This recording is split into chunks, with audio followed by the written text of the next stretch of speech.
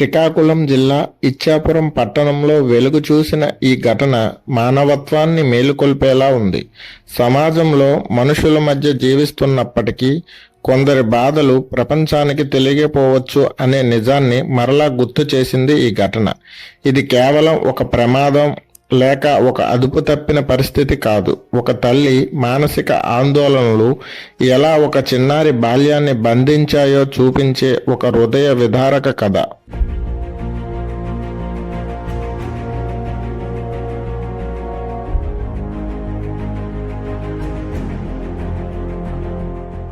రెండు 2007లో కటక్కు చెందిన వ్యక్తితో వివాహం జరిగిన ఓ మహిళ 2009లో పాపకు జన్మనిచ్చింది. సాధారణ కుటుంబం, చిన్న చిన్న ఆశలు, భవిష్యత్తు పట్ల కలలు అన్నీ సవ్యంగా సాగుతున్నట్టే అనిపించింది. కానీ కొన్నేళ్లకు భర్త అకస్మాత్తుగా మరణించడంతో ఆ మహిళ జీవితం ఒక్కసారిగా చీకటిలో మునిగిపోయింది. ఒంటరితనం, ఆర్థిక కష్టాలు, భవిష్యత్తుపై భయం అన్నీ ఒక్కటే ఆమె మనస్సును కుదిపేశాయి.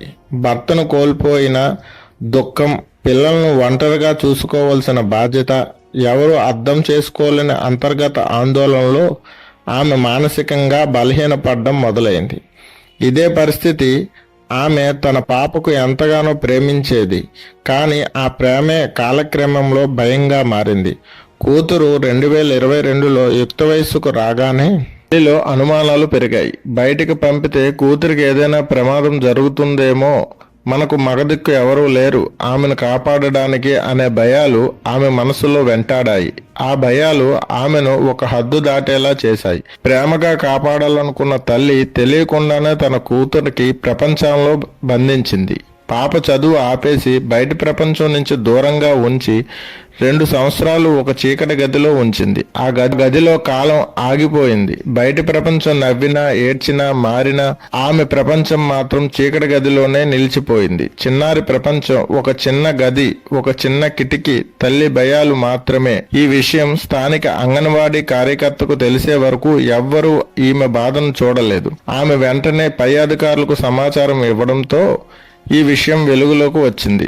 ICDS PO Rajeshwari, junior civil న్యాయాధికారి పరీష్ కుమార్, తహసీల్దార్ వెంకట్రావు ఇంటికి వెళ్ళినప్పుడు కనిపించిన దృశ్యం గుండెల్ని నొప్పించేలా ఉంది. అంధకారంలో మౌనంగా కూర్చున్న 16 ఏళ్ల బాలిక బయటి ప్రపంచం గురించి తెలియనంత భయంతో గడిపిన రోజులు, మానసిక స్థితి బాగోలేని తల్లి, వీరిరువురు మాటలాడేందుకు కూడా శక్తి లేని స్థితి.